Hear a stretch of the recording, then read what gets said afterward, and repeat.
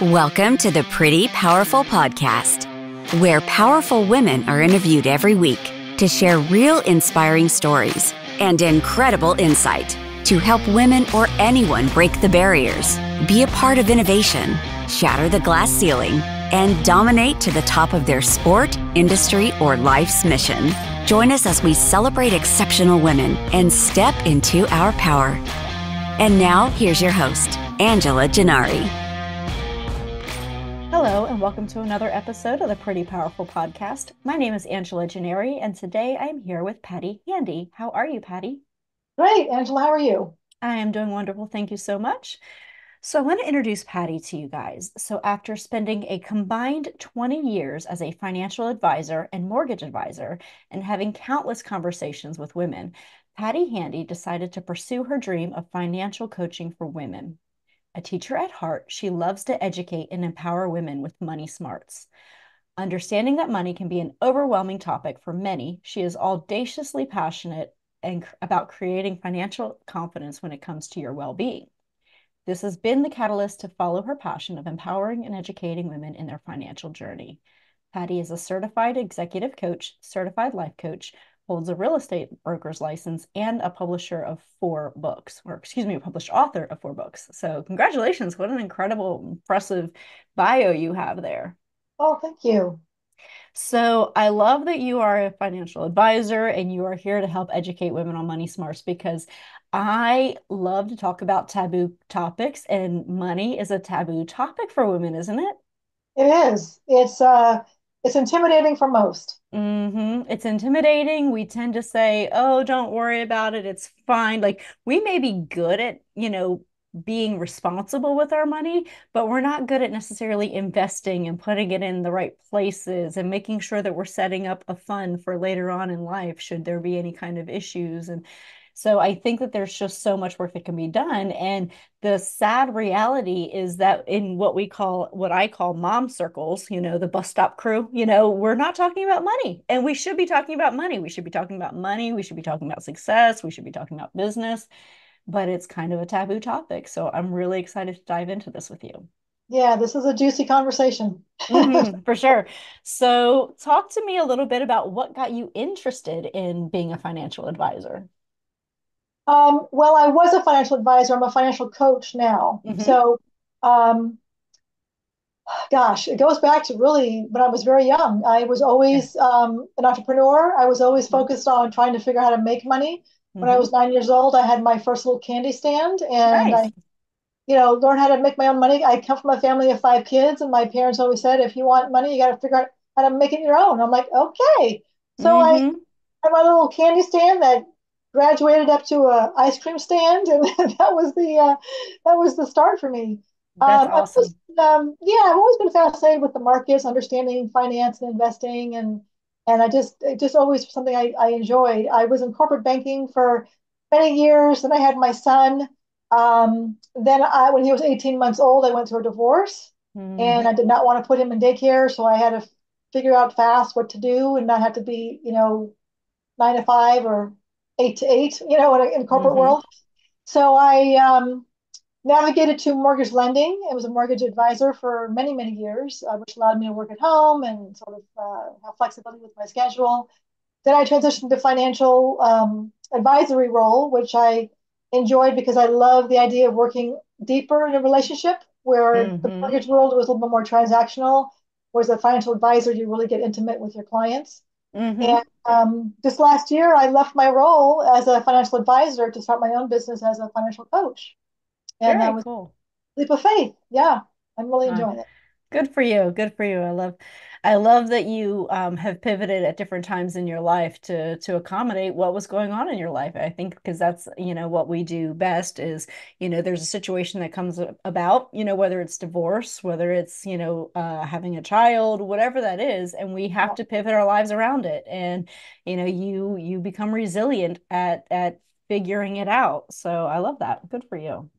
We do figure it out. And I think, the perfect word you said is resilience. We build that muscle with the challenges that we have in our life. And I'm a big believer that our experiences, our challenges are the the greatest learning opportunity for us, as painful as Mm, it is at the time. Um, those are, and looking back on my life, some of the more challenging times have been the most um, growth leaps for me. absolutely. Yeah, 100% agree with you because there are so many instances in my life where I can pinpoint exactly where that pivotal moment was. And it was the that painful part, that's the growth, right? The stuff that really hurts and you're like, "Ugh, I gotta figure out how to get through this." That's where you're growing and you're learning that resilience and you're learning that ability to rebound from any situation. Yeah, not always fun, not always, Mm-mm. in the moment. It's always like, why is this happening? Exactly, Only exactly. later you can look back. Yeah. So when you were going through your divorce and raising a toddler, how do you navigate also running a business? Because it's a balance. It was, oof, it was not a fun journey. I'll be honest. It was a challenge. Mm-hmm. I was in Mm-hmm. the mortgage business for about 17 years, and that is a kind of an entrepreneurial job in itself because it's all commission. I don't have a Yep. base salary. I just was, generating business. I was mom first and foremost, and I always put the mom role, ahead of everything else. So I worked when he was sleeping or at school, and I allowed myself to, work at night and the weekends if he was with his dad on the weekends. Um, I had a huge support system with my sisters who helped tremendously. My younger sister actually lived across the street from me, and she had two kids who were similar age. So my son had a built-in sibling situation, which was lovely. Yeah, that's great. Yeah, but it's, you know what? It's one day at a time. I mean, it was like one step forward, two steps back, three steps forward, two steps back. It was this linear. It was not a linear, process. It was this Mm-hmm. gyration of holy crap, can I really do this? Mm-hmm. To sobbing, to I got this, I'm a Mm. badass. I mean, it was just that the roller coaster of every emotion in those years. It's just what it is. Yeah, absolutely. So I'm going to touch on this point before we move on from the mortgage industry because we're going through some crazy times with the mortgage industry right now, with the interest rates going up and inflation. So I'm sure over 17 years you've dealt with that quite a bit. It can be a bit of a roller coaster when it comes to mortgage industry because it's Oh yeah. based on so many factors outside of how good you are at your job, right? You can be the best damn mortgage broker out there, but if the market's fluctuating and real estate is, booming or busting or whatever, it's Yeah, challenging, right? it is. It was a ride for sure. And as prices of houses went up and interest rates changed and the market quieted, I went through many gyrations of refi market just completely drying up, and I was focusing on the purchase market, which was all realtor relationships and Oh yeah. other real. So I was constantly building my relationships with my referral partners, constantly networking, talking to people, and yes, it was just this. You know, I hate to use the term grind and hustle, but I was at that point in time. It was a grind and hustle. That's what it Yeah, was. absolutely. And learning, reinventing your job every day because depending on what the market does, you're going after a different target market. You're figuring out how to create a different package. You're, Yeah. reinventing what you do on a regular basis, I would imagine. Yeah, and before video, got really big on social media, I would do video with realtors, with home inspectors, with appraisers, anybody involved in that whole process. We would do like little informational videos, and I would send that out to my, client base. I would post on Facebook. Now videos everywhere on every platform, and so it's a different thing. It's crazy how I've watched that grow. But yeah, you think outside the box, you just do what you got to do. Yeah, and I'm sure that's helped you throughout your journey too, because when you're learning all of that in your day-to-day life as a in a career with mortgages, I'm sure going into financial services and advising your clients, it's kind of that same mentality of like, okay, we're going to pivot here and this is going to be okay. I just need you to trust me on this. So Yeah, I yeah, imagine just earning that trust from your clients is a big factor. yeah. Most definitely. Funny side note. I left the mortgage industry and went into the financial planning industry in January of 2020. Oh, And, wow. and then COVID hit and the interest rates tanked. The refi boom was insane.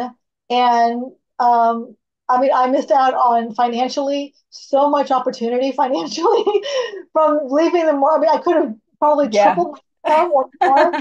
I Right. stayed like that year. Like, who knew? And then, of course, we were all Hmm. working at home. So it was insane. Yeah, it was kind of crazy. But Yeah, absolutely. So you're pivoting into the financial services market, financial planning. What advice would you give to women when they are, at what point do you start saying, okay, you need to make this pivot or that pivot? Is it when they got out of college? Is it when they start their 401k? Is it, develop, creating a stock investment plan? What are those main key points that women tend to miss?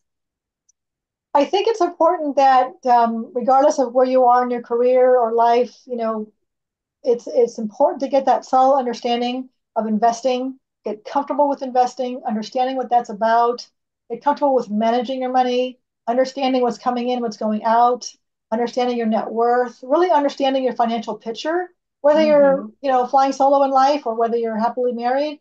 This should be this case regardless of that circumstance. Yeah. Um, the more you understand, the more you know, the more confident you'll feel, that which brings that peace of mind. You'll feel that, in control.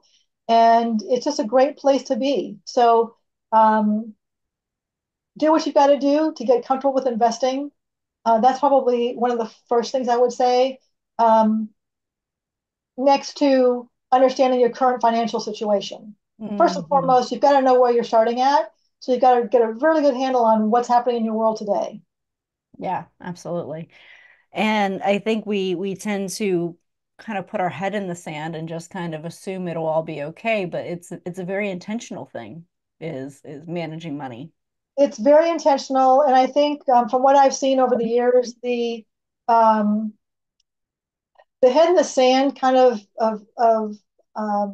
behavior is really, it stems from, and I've heard these words out of women's mouths. It's not like I'm saying these words, but there's shame, there's Mm, embarrassment, there's overwhelm, there's frustration, and that's why you don't, to your points at the top of the hour, this is not a conversation at the bus stop. it's yeah. it's just embarrassing. It's too, I don't want to show the world I don't understand what I'm doing, or I'm not confident in this, piece of my life. Um, and what they don't realize is that gal next to them is probably in the same place or a similar place, Hmm. or was at that place at some point, and they can help them. And yeah, it's just, seek that help, get that help when you whenever you can. Yeah, I 100% agree with you. And you're right. And it's in shame and embarrassment. We're afraid to admit what we don't know.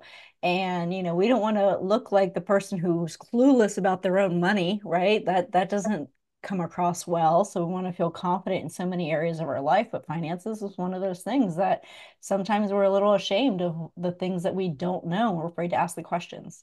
Yeah, absolutely. And I've like I said, I've heard those words come out of clients' mouths, and it's some of those meetings were women in tears, and it's sad, especially those who were divorced or widowed Mm, unexpectedly, and the hmm. husband took care of the money, and they really didn't know anything.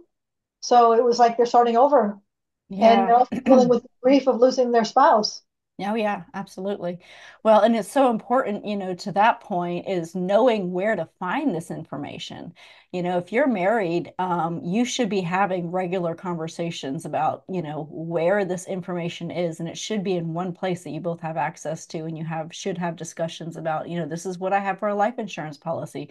Because I've run across so many people who have no idea that their spouse had a life insurance policy and where to even find it and how to get into their bank account. And there's just, it's one of those things where you just always expect that the other person is going to be able to manage it until they can't. And then you're in a pickle.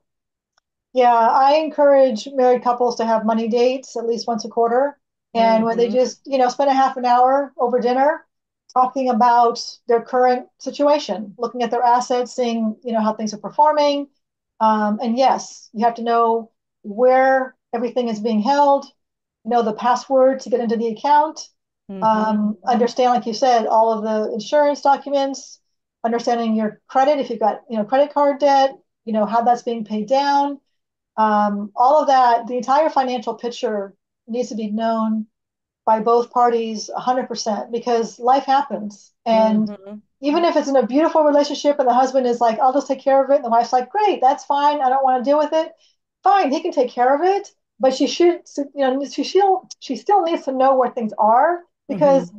he might get in the car and not come home because of a car accident. He might have a That's right. stroke, not be able to tell her where things are at. And I mean, I don't want to sound morbid, but that kind of stuff happens. And the last thing you want to be dealing with is trying to find out your financial situation when you're in the middle of grieving the trauma of loss or this new life that you're dealing with.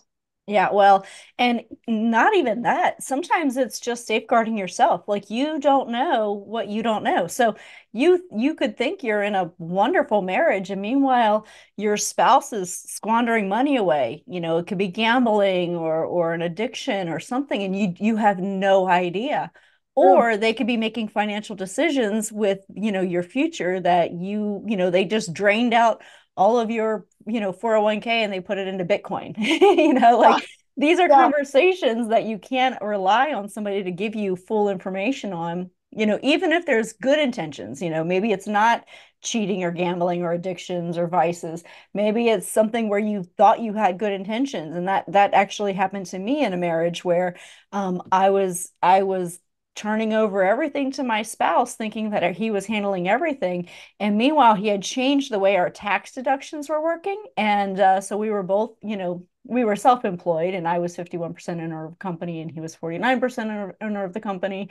But he had taken me out of the income and put me as a dependent instead of an earner so that he could be head of household and it would save us on taxes.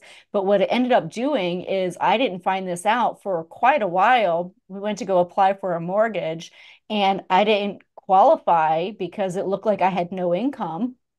Oh, you And so it was a really ugly situation where, had we not applied for that mortgage and I found this out, I may have not known for years. And but yeah, it was the wow, intention was for tax purposes, to save a little bit of money, but ultimately in the end, it looked like I had no income, no credit score, no anything. And wow. so, yeah, that's information that you need to tell your spouse, regardless if it's good intentions or bad intentions. These conversations must be had. Yeah. Oh my goodness. I'm sorry to hear that. That's tough. So yeah, those are situations where if you're not having these regular discussions and you're not having a mutual agreement about what something means, because I've heard stories where women were married and the spouse suddenly passed away and they thought they had all these things put in place in terms of savings accounts and life insurance, and oh, I canceled that policy because it was costing us a little bit of extra money, and now the spouse and the children are homeless and they're in a bad financial situation. So you Mm. just have to have these conversations, and you cannot make any large decisions that are impactful of your family without full disclosure. Yeah. Yeah. You can't afford not to have these conversations. Hmm. Can't afford not to, even if you're, soaring solo in life, I call it. Um, you can't afford to put the head in the sand. You absolutely need to have those conversations. Maybe they're uncomfortable at first. Find Hmm. somebody that you feel safe with, speaking with, whether it's a financial coach, financial Hmm. advisor, your CPA, an attorney, family friend who you trust completely and that is very knowledgeable in the financial world. Hmm. Um, and then trust your gut. Listen to your intuition. I Hmm. think we as women are very intuitive, and it's important to listen to that. And if something seems a little off, then you need to just heed that red flag and listen to that. Yes, absolutely. So, what advice would you give to women who are starting out in their career? So, I just graduated from college. I'm off to do my, to start my life. What advice would you give to someone? Well, on the financial front, I would say, first and foremost, take advantage of the 401k. Hmm. Max out the 401k at your employer, especially if there's a match. That's just the match is free money. Hmm. And the power of compound interest. If you run the compound interest on a calculator online, and you see how that grows over time, how you can retire as a millionaire or multimillionaire potentially, Mm-hmm. just by starting that early, it's amazing.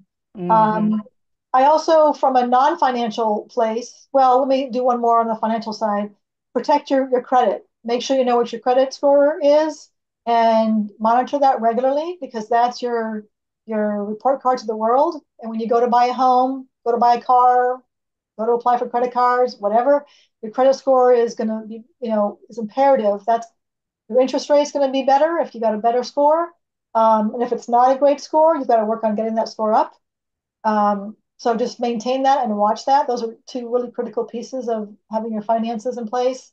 Mm-hmm. Watch your emotional spending, watch the spending of keeping up with your friends and having to have all the latest and greatest this and that and whatever's, Mm-hmm. because that's affecting your financial long-term, life. From a non-financial piece, and I tell my son this, it's like, in 10 years from now, there's going to be some of the most amazing jobs available to you that don't even exist today. That's right. Yeah. And so don't get so wrapped up in, oh my God, I've got to have my whole life planned out and my career planned out, and be open to opportunities and possibilities and be open to pivoting and be okay with doing something for a few years, realizing you don't like it and doing something else. It's okay. Mm-hmm. Yeah.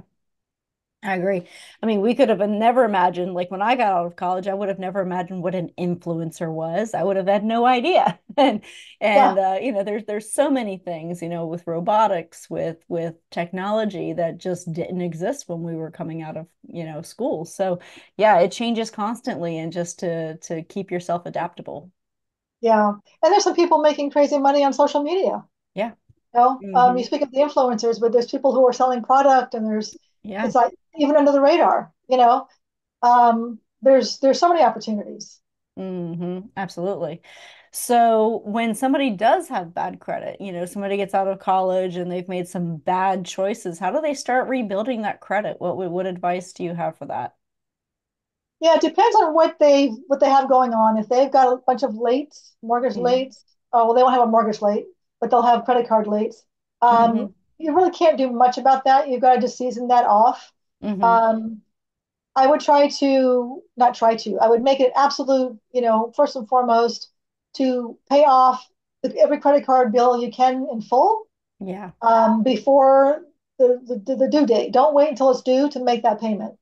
Um, if you can show the credit bureaus that you can be responsible with your money, and you show them by using and paying and using and paying and using and paying over and over again, you're Mm-hmm. rebuilding that trust, so to speak, Mm-hmm. with the credit bureaus. Yeah. So pay in full if at all possible. Don't close out credit cards because part of your score is credit history. Actually, Mm-hmm. 50% is credit history. And if you close the card, you lose the history. Oh So yeah. you don't want to lose that history. But your payment history is 35%. So you want to make sure that you're on time every time. Yeah. If you do end up getting a mortgage later, then if you have a mortgage late, that is a absolute killer to your score. So make sure you set it up where it's automatically paid every month. If you have to just set that up automatically so you don't got to think about it, Mm-hmm. and just have those things dialed in as much as possible. But using and paying is really the best way to kind of jumpstart that, and do what you can to clean up whatever the issues are. Yeah, absolutely. And would you give that same advice for women who are starting over after, whether it's a divorce or bankruptcy or some other kind of major life event, somebody who's having to start over financially? Would that be the same advice? Yeah, definitely. I think that you've got to, if you're coming out of a bankruptcy, then you've got to rebuild your credit. Mm-hmm. So you may have to start off with if you can't get a Visa, MasterCard, American Express, you might need to get like a gas card. Mm-hmm. Everyone puts gas in their car. That's So right. put gas in the car, pay it off in full. Don't open department stores. Yeah. Don't open buy now, pay laters. That is bad for your credit. Yeah. Um, don't get sucked into the, oh, well, if you open a credit card today, you'll save 10% off your purchase. No, thank you. Yeah, Just because it's usually 24% interest on that. So you're losing at the end of the day.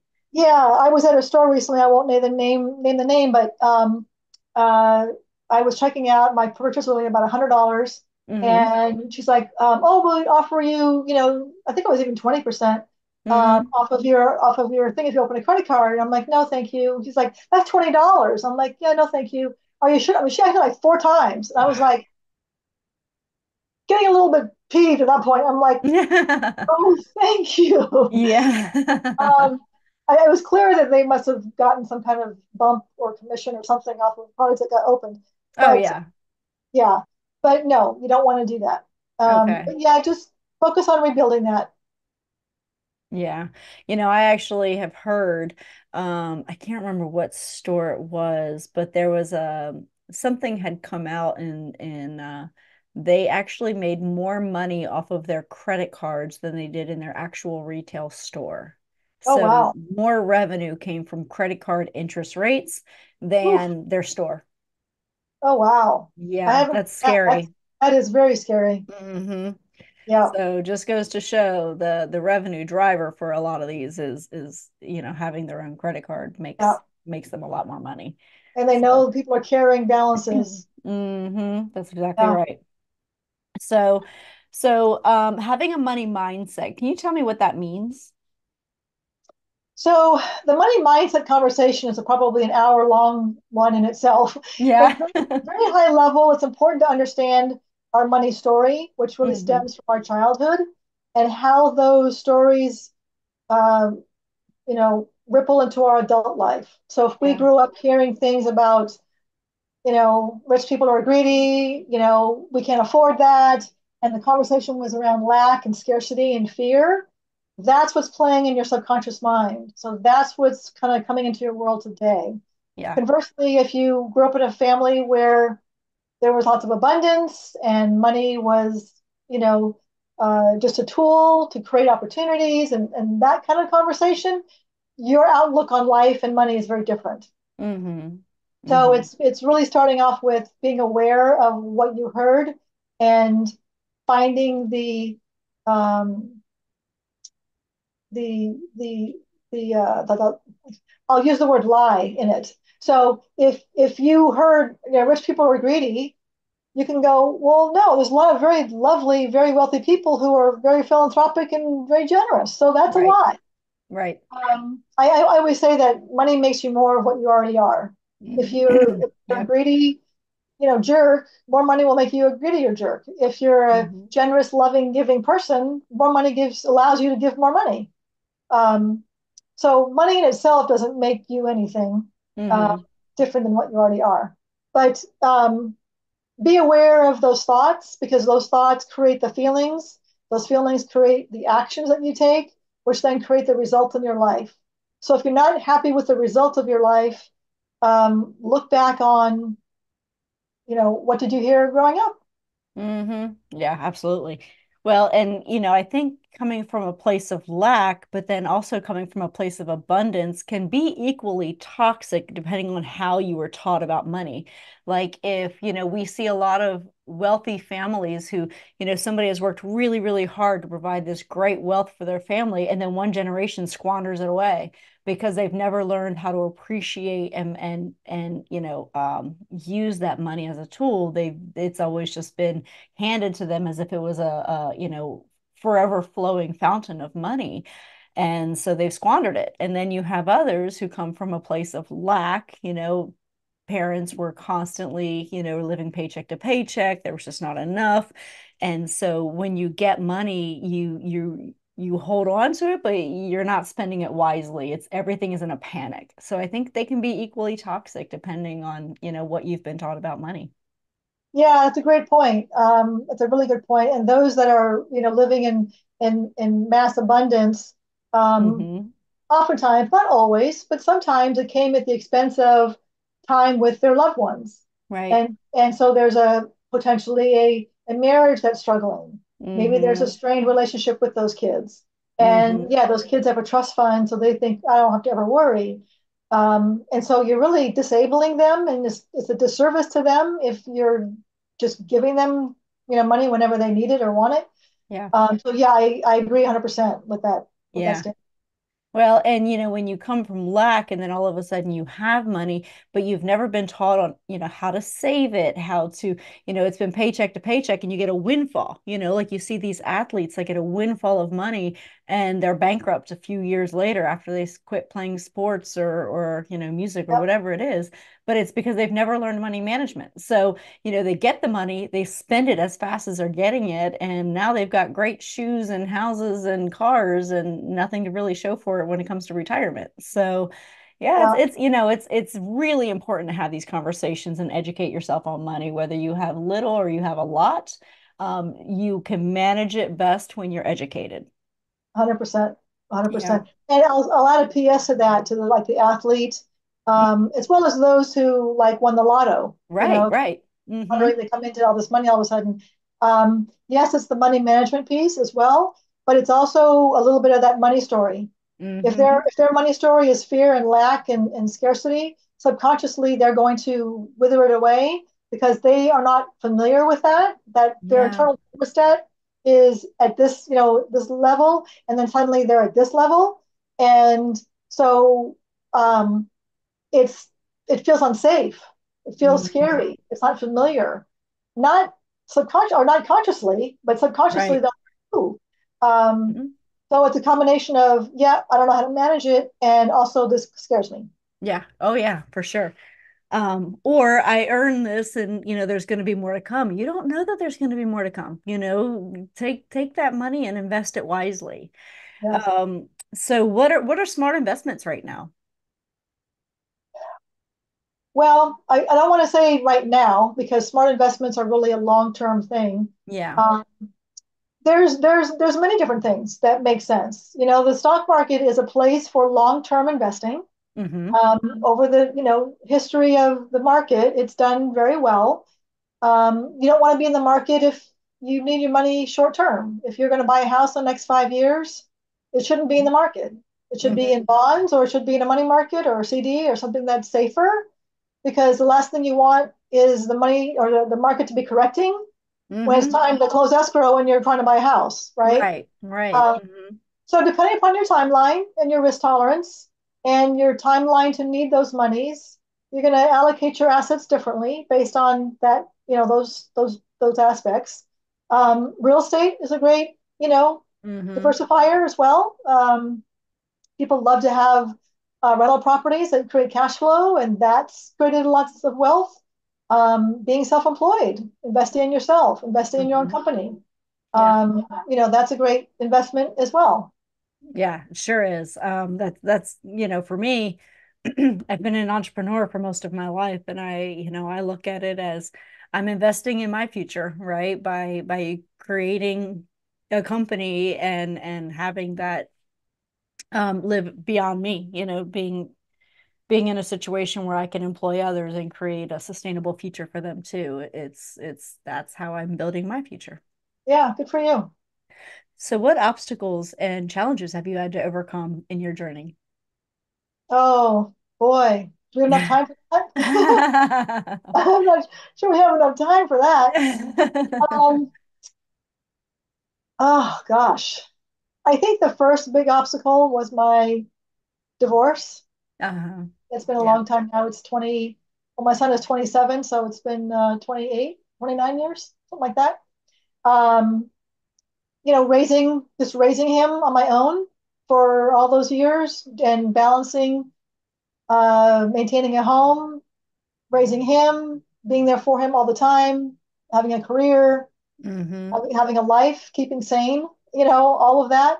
Yeah. Um, then came the challenges of my parents as they got older. My dad passed in 2020, and watching him decline was, very, very tough. They were married 67 years. My, Wow. my mom, obviously it hit her, beyond hard. She has advanced dementia, so managing her, she's with us still physically, but not all there, mentally. So Mm-hmm. I'm dealing with that now. I mean, Mm-hmm. that's a struggle. Watching her, you know, be somebody that she isn't. and Right. at decline. Hmm. And I remember when I was young, her biggest fear was getting dementia. And if she knew she was living this today, she would be, you know, she'd say, I don't want to be here. So, yeah, I mean, it goes on and on. Yeah, There's just different things in life that slap you upside your ass when you don't expect it. that's right. And I'm sure there'll be more to come. I just, it's just about learning how to respond to those obstacles and the attitude that we take towards them. Hmm. I will have a pity party and then I'll snap out of it. You Yeah. know, Yeah. it's okay to have that pity party. It's okay to have that lean into that sadness, and then it's like just don't get stuck there. Yeah, exactly. Yeah, you have to pull yourself back out of that. Yeah, yeah, and it's not always easy. Sometimes it's harder than some days. Hmm. Yeah. Um, but it's one day at a time. Yeah, I know. As you know, I was raising my son by myself. I've been raising him for the past 6 years, and it's a challenge, since you're divorced, you're trying to balance running a business and being there for employees and clients, and you're also like, I also have a kid to raise, and I don't want him to have an absent mom. So, Yeah, you're trying to find that balance, and it's a tough one. It's a it tough is. one. It is definitely a tough one. I think at the end of the day, we just need to give ourselves some grace and Hmm. know that we're doing the best we can. That's right. Exactly. So, who inspires you? My parents always inspired me. Uh, Hmm. and then when my son came along, he inspired me. He's always been my why. You know, Yeah. I didn't want to get out of Mhm. bed, and I prefer to, throw the sheets over my head and stay in bed all day. It was him that, got me out.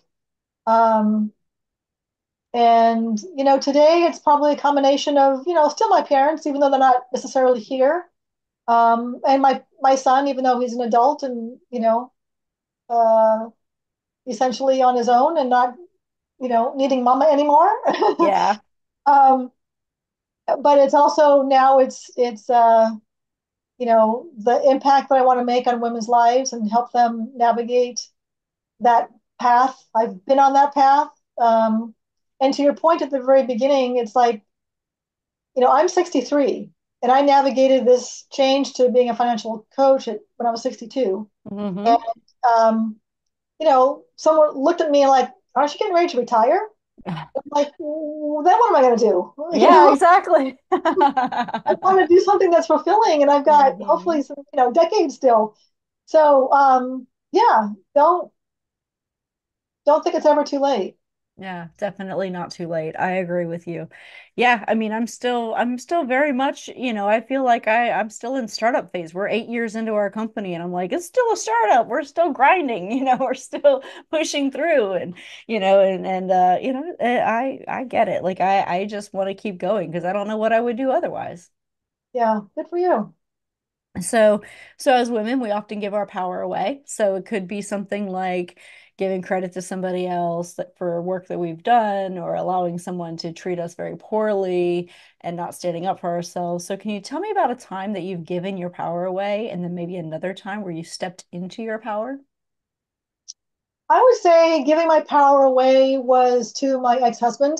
Mm-hmm. And intuitively, I knew things were wrong, but I didn't speak up Yeah. for fear of losing him, for fear of being alone, for fear of, Mhm. that just paralyzed that, that was a paralyzing thought for me. Yeah. One time, this sticks out like crazy, to where I spoke up. This was actually very early on. I had just graduated. Actually, I just came out of college. I had a job at an investment banking firm, and then I went to work at a bank. And my manager at the bank, today he would have been fired and probably a lawsuit against him. But he Hmm. would, like scream at the top of his lungs to his employees, like Wow. like crazy, like his face got red. I mean, like bad. Um, Wow. and again, today he would be, out the door. But Hmm. I remember going into him one time when there was three of us sitting in his office and he was yelling at all of us. And I went into his office at the end of the day and I said, I didn't deserve that. That was uncalled for. I do not deserve to be treated like that, and I will not be treated like that ever again. I mean, I stood up to him, and my legs were shaking because I was like this 20, I think I was 25 at the time, and I'm Yeah. like, I'm gonna lose my job, but holy shit, I don't care. I'm not doing this. And Hmm. he never yelled at me ever again, but continued to Wow. he yelled at the others, but never, Wow. yeah. But I was very proud of myself for standing up to him because he was an utter jerk. Bully, a bully. Yeah, absolutely. A bully, absolute bully. Yeah. Wow. Good for you. Good for you. That's awesome. So, what advice would you give to your 18-year-old self? Be braver, Hmm. be kinder to yourself in just your journey, and celebrate every little win. Hmm. Absolutely. I agree with that. Uh, Yeah, that's the tough one is celebrating our wins because I think, women, we tend to just be very humble about any accomplishments. We don't want to say it. We don't want to sound boastful. We don't want to sound, cocky. We want to be humble about it. And so we don't speak up. And as a result, I think it holds us back because, we don't go out for the opportunities. We're not getting the recognition. And a lot of it's, us not wanting to project that out there. So I think yeah, that we miss a lot of opportunities as a result of that. But you're absolutely right, take credit and celebrate these opportunities. You've worked hard absolutely. for it. Yeah, speak up for yourself for sure. I heard a statistic recently in the job market, like um, oh God, I don't remember the numbers, but it was basically if you're applying for a job, the men would apply for the job even though they didn't have all the qualifications. They had like Hmm. maybe 50% of the skills required and they would apply anyways, where Yep, women would need at least 90% or something very high to even consider being, applying because they don't have everything. absolutely. Where men are Yeah. like, Well, and yeah, I know exactly which one you're talking about, what study that is, because you're absolutely right. They guys, they would get more opportunities because they would just assume that they'll interview well and that they'll learn it on the job. And hmm, that's pretty accurate, like they're not wrong in doing that. I think it's a smart idea to project a little bit higher than what you think you can do because you're going to learn. And so, I mean, if you only take jobs at your level, and you never go out for those promotions that are just a little bit higher skill set than what you have, then you're never going to advance. And so, you just have to start, you have to move up by creating those opportunities that scare you a little bit. And I think men are much more courageous when it comes to, well, and confident when it comes to their own skills and abilities. And women tend to downplay their own. So there's a definite dichotomy there um, yeah, that stops us from advancing as much as we could. So. yeah. So ladies, if you don't have everything, every skill set, apply anyways. Absolutely, 100%. So I've really enjoyed talking with you, Patty. This has been a lot of fun, but I have one more question.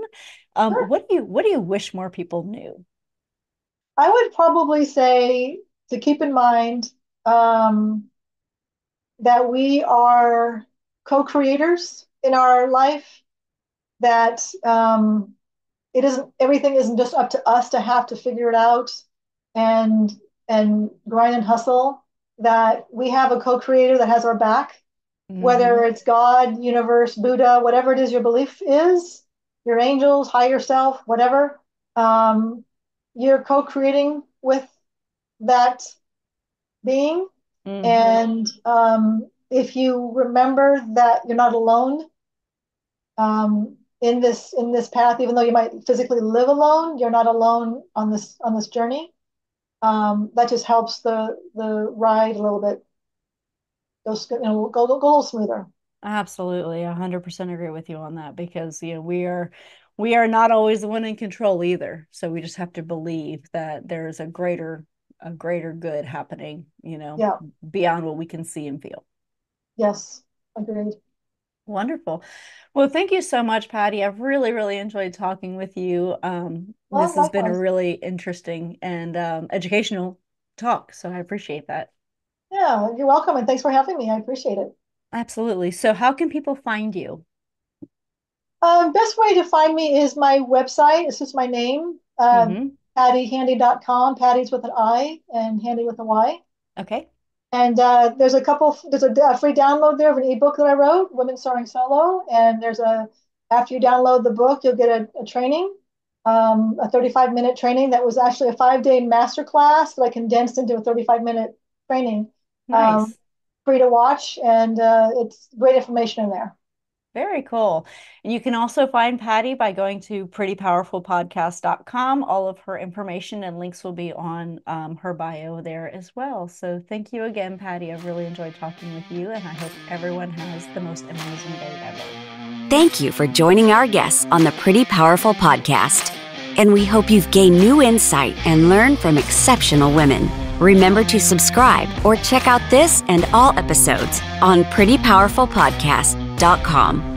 Visit us next time, and until then, step into your own power.